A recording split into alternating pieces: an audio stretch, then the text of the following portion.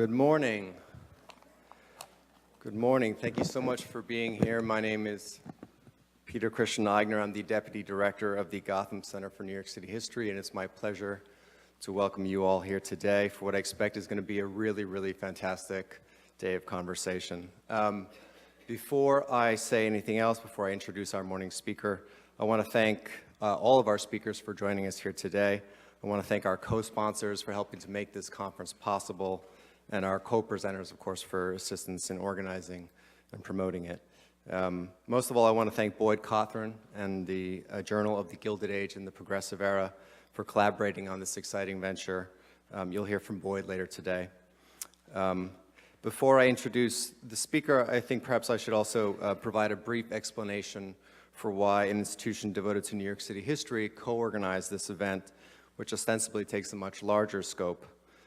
If you're familiar with the Gotham Center, you know that one of the things we do is to regularly bring together historians of New York City with reformers, public servants, journalists, and others for discussions about the problems facing New York today.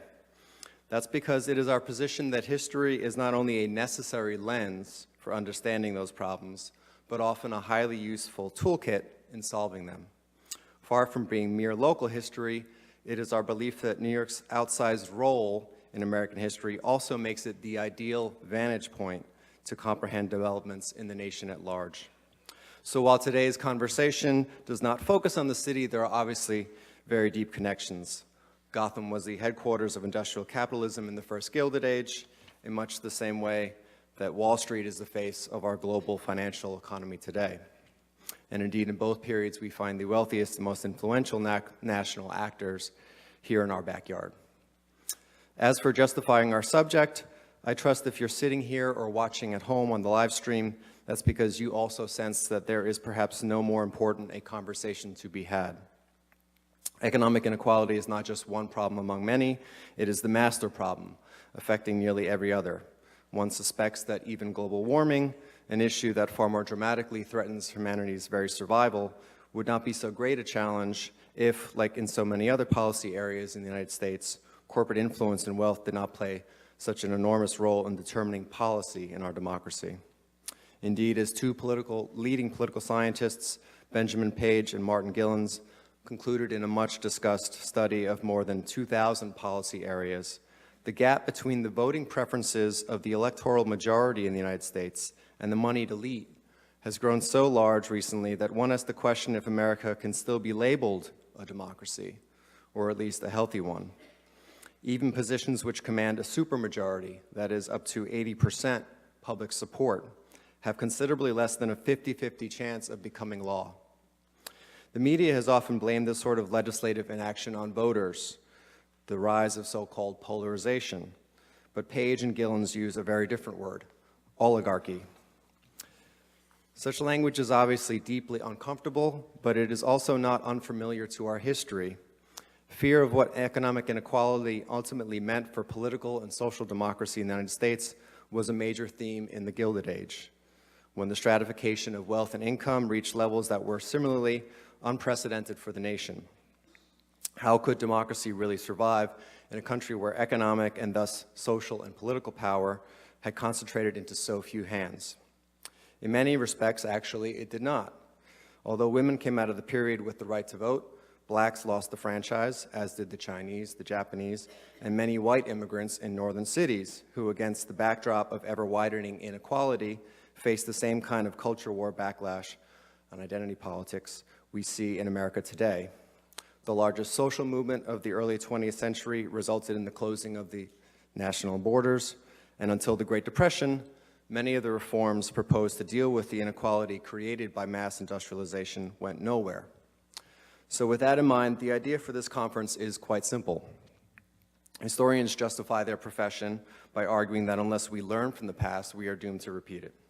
But we also find ourselves complaining often that policymakers draw the wrong lessons from history. In recent years, the many social, economic, and political parallels with the first Gilded Age has prompted an increasing number of scholars, reformers, and pundits to dub ours a second Gilded Age.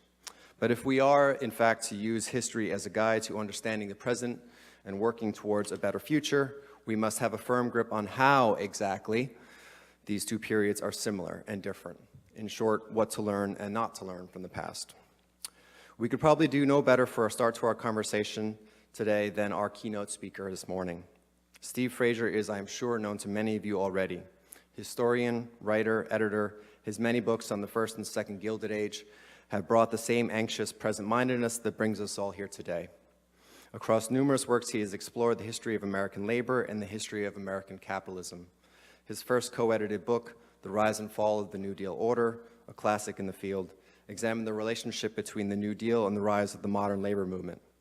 His first book, Labor Will Rule, Sidney Hillman and the Rise of American Labor, examined that relationship in further detail and won him the Philip Taft Prize, and not long after, a spot as editor-at-large of the journal New Labor Forum. His many later works, including Wall Street, America's Dream Palace, and Every Man a Speculator, explore the ways American society and culture reacted to the presence of powerful economic elites.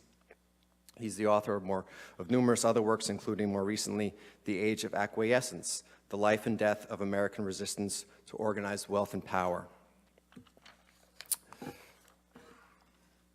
and Class Matters, The Strange Career of an American Delusion. He has taught at Columbia, Princeton, the University of Pennsylvania, and New York University, and has worked as an editor for Cambridge, Basic Books, and Houghton Mifflin. And he's the co-founder and co-editor of the American Empire Project. So, without further ado, I'd like to introduce this morning's speaker. Please join me in giving him a healthy round of applause.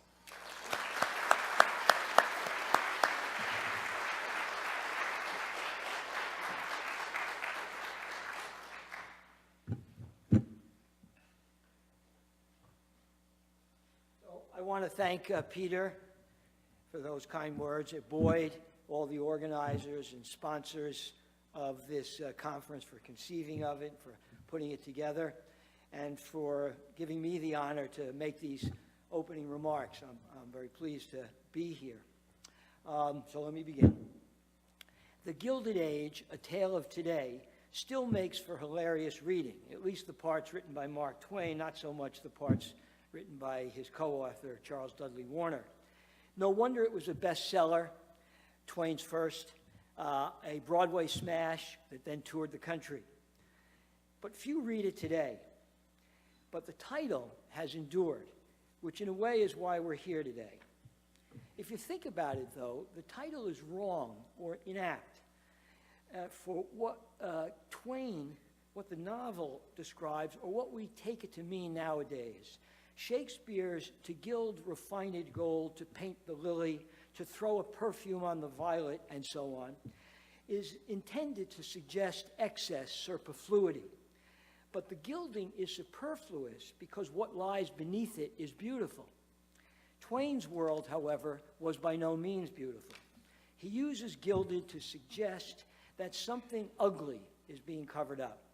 When we use the term to describe the last 4 decades or so, we have pretty much the same thing in mind. Gilded in this case means false and hypocritical, a camouflage for something shameful. We're gathered here today to examine how what is now commonly referred to as the original and second Gilded Ages are alike yet different. Faulkner's adage that the past is not only not dead but not even past suggests continuity. Harold Pinter, on the other hand, wrote that the past is a strange country, that people do things differently there. That phrase alerts us to the possibility that the two Gilded Ages are incommensurate. Certainly, we can all compile a list of how they differ. In the economic throw-weight of industry and finance, in the impact and purpose of state intervention into public affairs, in the nature and degree of resistance to gilded elites, in the way those elites responded to that resistance, in the omnipresence and then the virtual erasure of agrarian America, in the composition of their political classes, in their attitudes about work, play, and debt, in the sources of poverty and how to make it go away, in their ideological justifications, in the makeup of their social hierarchies, in their successes and failures at reform, in the geopolitical and geoeconomic position of the United States in the world, and so on and so on and so on, all of this to be discussed at great length, no doubt, in the course of this day. And I do have, I won't try to be redundant, but I have a few other thoughts about how the two ages are distinguished from one from the other, which I'll get to eventually. But I want to begin with some telegraphic comments. They might be likened to tweets about what we probably can all agree marks and disfigures both ages. First of all, there is what Henry James called, although he was referring to the French, the quote-unquote bottomless superficiality, a phrase I love, of the plutocracy's cultural pretensions and exhibitionism. A path, the way it cleared a path running straight from barbarism to decadence without a stopover at civilization. And I'm paraphrasing there Oscar Wilde's mordant observation, which was about America. Then there is the economic pornography of numbers. From the inexhaustible data bank of inequality, I choose two, pretty much at random. The richest 26 billionaires have as much money as the 3.6 billion people on the planet. The three wealthiest Americans own more than the 160 million at the bottom. Here we are outdoing our ancestors, but we're still playing in the same league. Twain's novel is really about the collusion between commercial predators and politicians on the make and take. Well, it can be matched almost scandal for scandal with the swamp that for decades has enveloped Washington as well as the hinterland. For Twain and for us, what seemed and still seems lamentable is not only crony capitalism, but the betrayal of democracy.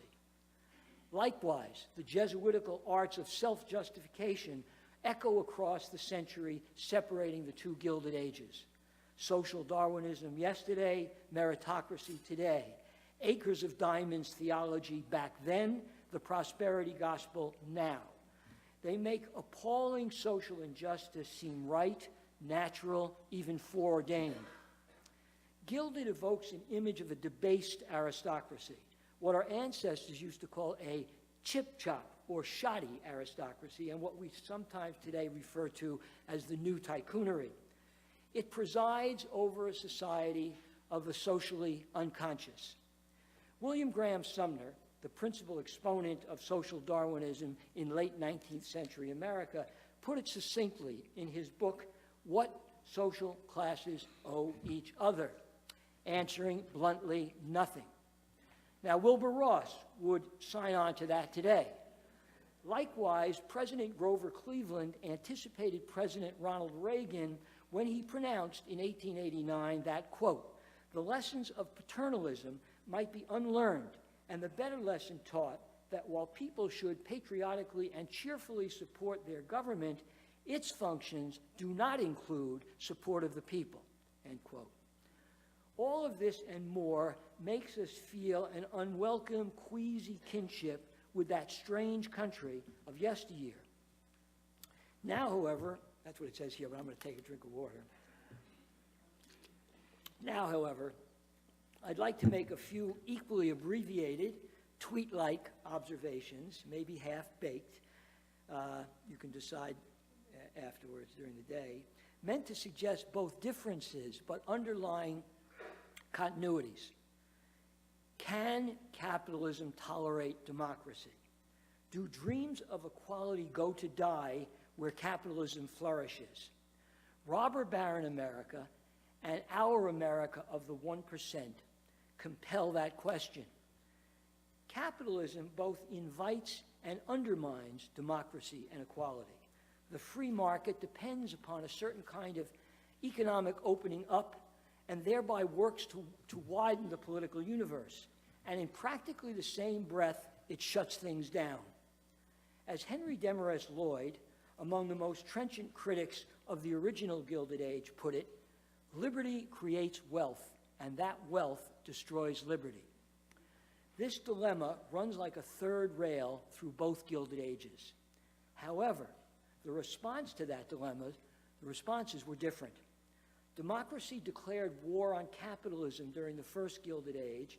In the second, democracy seeks a compromise. Lloyd's most famous book, was titled Wealth Against Commonwealth, and that title made the point of the book. Capitalism had bred an aristocracy of wealth, an aristocracy that sought to undo the great democratic accomplishments of the revolution. In political terms, Lloyd was depicting counter-revolution. That notion would echo for decades in references to economic royalists and Tories of industry. Lloyd belonged to a broad anti-capitalist culture that embraced intellectuals and journalists like himself, academics, clergymen, literary and visual artists, and of course the great mass movements of that era, the Knights of Labor, the People or Populist Party, farmer alliances, numerous local and state greenback labor parties, the antitrust movement, the social gospel, the cooperative movement, the Socialist Party of Debs, the syndicalist workers of Big Bill Haywood's IWW, and the legions lining up to hear Emma Goldman. And then there, of course, were those mass strikes and bloody confrontations that lit up the industrial landscape of Twain's Gilded Age. For these multitudes, if the revolution's promise of equality was to be saved and refreshed, a whole new commonwealth would have to be born and built, what many characterized as the cooperative commonwealth, however vaguely they may have described it. As a political order, and in other ways, in many other ways as well, the New Deal resolved that dilemma. It's true that Harold Ickes did warn of, quote, an irreconcilable conflict between the power of money and the power of the democratic instinct, end quote. He feared, quote, a big business, feudal America, an enslaved America, end quote. Yet, although fed by the anti-capitalist energies of the previous half-century, the New Deal nonetheless became the living proof that compromise was possible. Democracy could rein in capitalism's most absolutist ambitions. It could do that not only in public life, but even in the dark, proprietary zone of the industrial workplace, where public interference had been strictly forbidden. Capitalist democracy, the democracy administered by the regulatory and welfare state, put an end to, or at least put in the cryogenic deep freeze, the culture of anti-capitalism. The promise of equality would thereafter be redeemed by mechanisms of income redistribution and through an expansion of formal equality before the law. That way, all could have a fair chance in that inelegantly phrased, quote, race to the top, end quote. Capitalism would prevail, but under surveillance. Our second Gilded Age has managed to undo much of that historic compromise. Resistance mobilized late, propelled by the Great Recession after a long period of relative quiescence. Inequality is its most potent catalyst. The subversion of democracy trails closely behind. Yet even in its most challenging overtures at fighting back, it stays shy of social democracy and the collective forms of equality once envisioned by the cooperative commonwealth. The explosive growth of democratic socialism, still of course a tiny fragment, is noteworthy. But noteworthy as well is its emphasis is on democracy, not socialism. Practically speaking, it looks to a reconstituted and enlarged New Deal and a more robust equality of opportunity. What better evidence could there be of the seductive appeal of the New Deal order? One way to measure that is to chart the rise and fall of the labor question from one Gilded Age to its sequel. When armed worker militias paraded through the streets of late 19th century metropolitan America, they demonstrated their determination to defend themselves against a rapacious and violence-prone employing class and its government servitors. Extreme as that seems, and indeed it was extreme, the era's preoccupation was the labor question. Back then, wage slavery was still maybe not maybe a neologism that was becoming familiar, but it was chattel slavery was still a fresh memory. As a universal condition, wage labor still felt strange, forbidding, subversive of traditional ways of life. Presidents and poets conjured with its implications. For some, it loomed as an abyss, a black hole swallowing up all remnants of independence where democracy would be entombed. For others, wage slavery was a misnomer for free labor, a pathway to social advance, equality, and abundance. The debate was all-consuming. As late as 1919, Woodrow Wilson cabled Congress from Versailles, quote, "The question which stands at the front of all others amidst the present great awakening is the question of labor," end quote. Exploitation, not only of waged workers, but of what then were thought of as all the producing classes, fired up the political imagination of the opposition. But the labor question is rarely asked in our Gilded Age, nor do we talk really at all about producing classes. I exaggerate, of course. We do talk about the working poor and about sweatshops. But the center of gravity has shifted. Inequality, which is related to, but categorically different than exploitation, is what captures the lion's share of our attention. If the original Gilded Age worried about the dilemma facing producers, our times focused instead on consumption. One might say on the way the surplus is distributed rather than on the way it is produced. The New Deal was the moment of that transition. Keynes said this, which I'll get to as soon as I turn the page. Quote, "It is not the ownership of the instruments of production which is important for the state to acquire. If the state is able to determine the aggregate amount of resources devoted to augmenting the instruments and basic rate of reward to those who own them, it will have accomplished all that is necessary," end quote. Economic inequality dislodged exploitation as the, quote, "question which stands in front of all others." There were political and cultural consequences. One invited, the former, a political resistance to capitalism, and depicted its enemies as parasitic aristocrats. Its successor opened the way to a culture of emulation, Wall Street or us, where, in Yeats's word, we have fed the heart on fantasies. The heart has grown brutal from the fair. It entailed the demotion of class as a social signifier and as an objective relationship. It launched an armada of new social movements orbiting around identity and equality. Partly in response, the era nurtured as well a politics of resentment. A sour version of populism surfaced, seeking revenge. What Richard Hofstadter thought populism was in the 1890s but wasn't, came to life a century later. The decades between Reagan and the Great Recession were indelibly marked by these kinds of discontents. A populist theology, however, did live on, both on the left and the right. Greed was, back then, and is still today, its original sin. And greed is conspicuous, to be sure. By and large, however, it is beside the point. The dramaturgy of greed remains peopled with demonic speculators and corporate leviathans, not unlike Tom Watson's octopus-like devilfish, its bloated head nesting on Wall Street, its tentacles sucking the life out of the American heartland. Yet greed is incidental to, or even at odds with, what is driving the system. More telling than greed, which after all did a good business millennium and more before capitalism was dreamed up, is that the system, whether captained by industrialists or seer-like financiers, midwifed dispossessions. Who was dispossessed?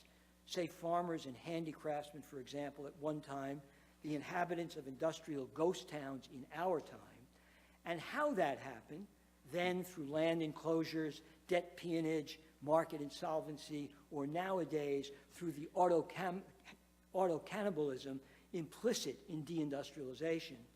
Dispossession is a tragedy that spans the two ages, and arguably it is systemic.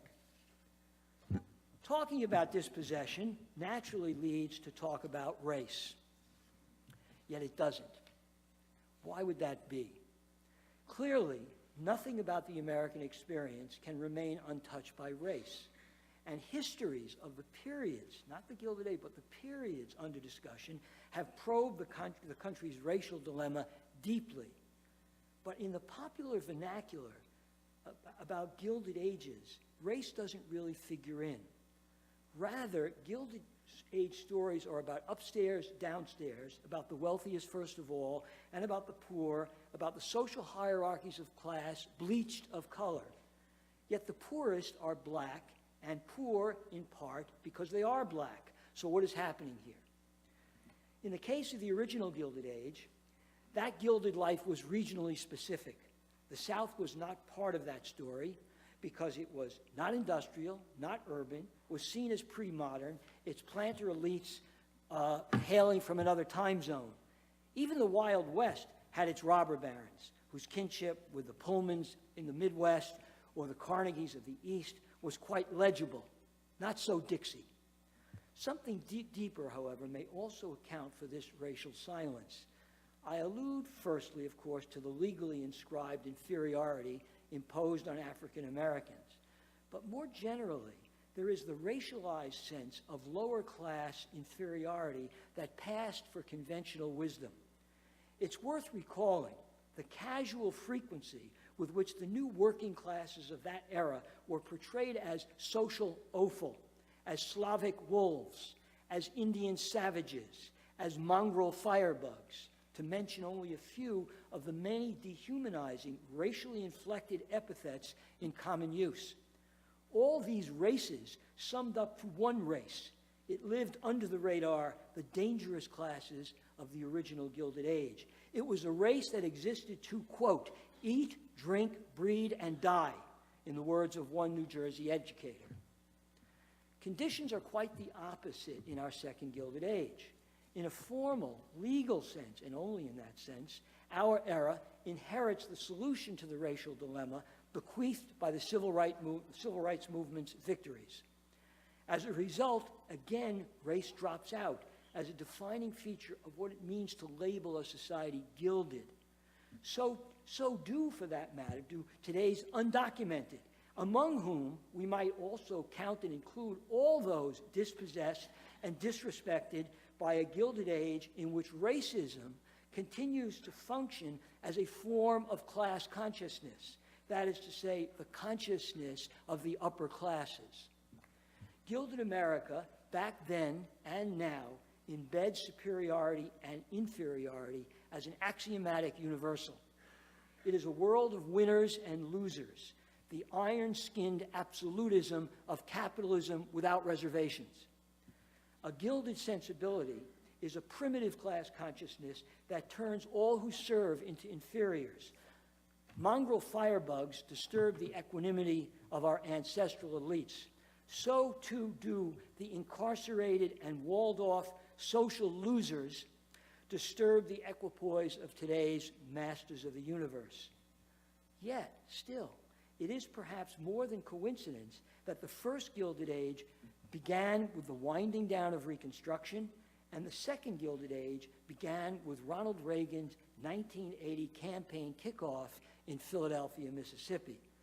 For contrary reasons, Gilded Ages impose a racial silence. Like those shifting valences of class and race, there is something essentially mercurial in trying to nail down these Gilded Ages. On the one hand, the blunt inference in giving the same name to two social moments a century apart is one of stasis, or at least of some cyclical return. In this case, a cycling of revolution against democratic and egalitarian advance. Now, Marx was convinced that capitalism and democracy could not coexist for long. From the bourgeois side, capitalism demands, in Marx's view, that democracy, quote, should not go forward from political to social emancipation, end quote, and from the democratic side, that the bourgeoisie, quote, should not go back from social to political restoration, end quote. Clearly an unstable situation. But Marx turned out to be wrong. The cycling back and forth between more and less muscular forms of capitalist democracy seems to repudiate his prophecy. Like not being able to step into the same river twice, however, this cycling is not an instance of the eternal return. The second Gilded Age is powered by an assault on the New Deal order, while the first Gilded Age was spared that inconvenience. So much is obvious. But the intervening period of the New Deal complicates matters considerably. That historic compromise was grounded on the resurrection of capitalism from a near-death experience. Humanity's return on that investment in a renewed capitalism was social welfare and industrial democracy, however much both of them were constrained and limited. That bargain, however, presents a kind of devil's dilemma. Capitalism prevails, but the price is high. Social welfare and democracy are costly. Capitalism eventually, and under altered historical circumstances, needs its money back. If the compromise is to endure, the pressure on working people to keep the system afloat grows. Hence the labor movement's collaborative promise to, quote, raise all boats, to concede, for whole communities to woo the Amazons of the new order. What we are indeed in a place our ancestors would have considered a strange country. Even if that repeating syndrome of revolution and counter-revolution, to use these phrases clearly very loosely, turns out to be wrong in the details, it may point to something else that escapes the national boundaries of some uniquely American saga.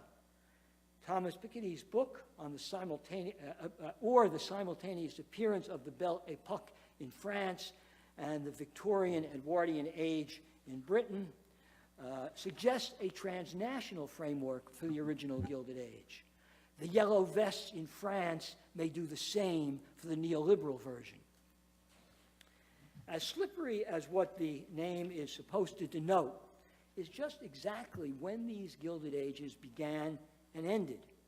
The beginnings do seem roughly evident.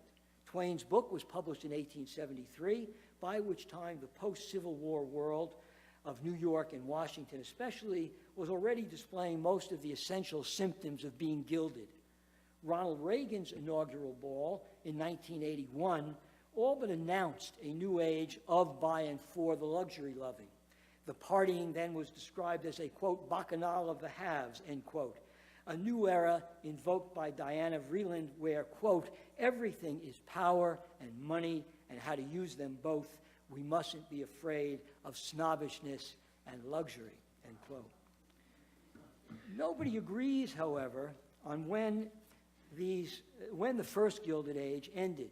Turn of the century, the outbreak of World War I, the extraordinary year of 1919, in which social revolution rocked the United States as well as the world, or the crash of '29 in the Great Depression. The situation is likewise confusing for the second Gilded Age. Did it end with the Great Recession? Did it never end? Or are we living in a third Gilded Age demarcated by the Great Recession and the outbreak of widespread resistance coming after what I have described elsewhere as a long age of acquiescence? So too, I wonder, is there a sequential, even causal relationship between capitalist crisis and Gilded Ages? Maybe. Twain's pub date coincides with the first economic collapse originating from within the system of industrial capital accumulation. Reagan's Morning Again in America was a promise to rescue the country from the breakdown of the Keynesian solution to the Great Depression. This is suggestive, but I think probably too pat. After all, the greatest collapse of them all was followed by the New Deal. Trying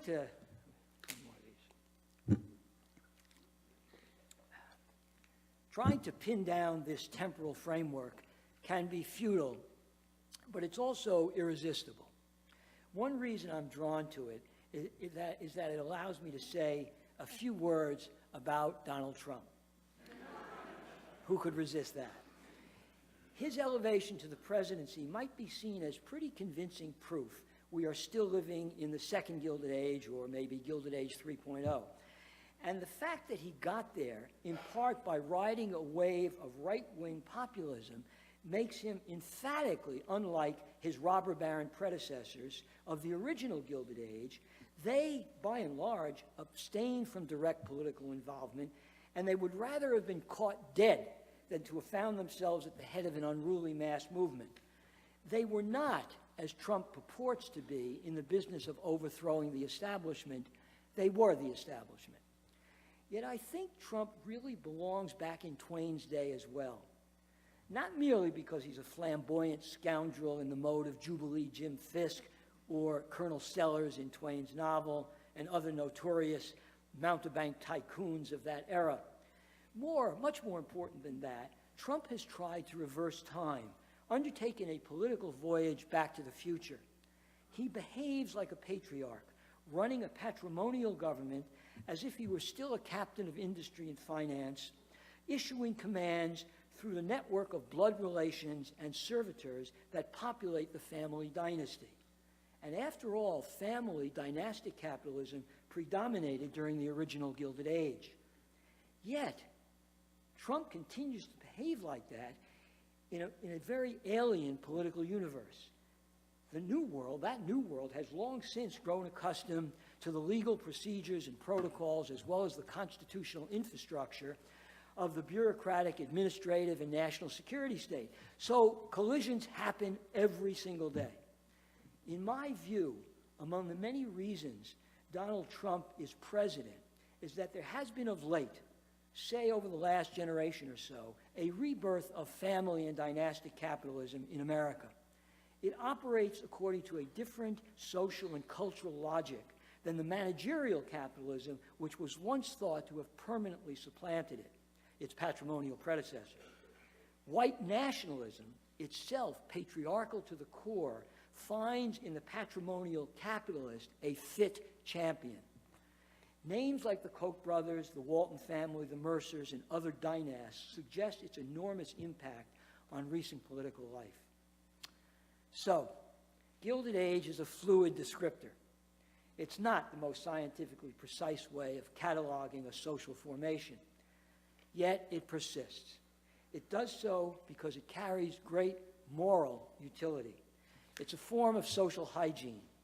And for those of us who write, read, and think about the past, describing a period as gilded encourages us to look beneath the surface and reminds us that history is always more than the story of who won. Thank you.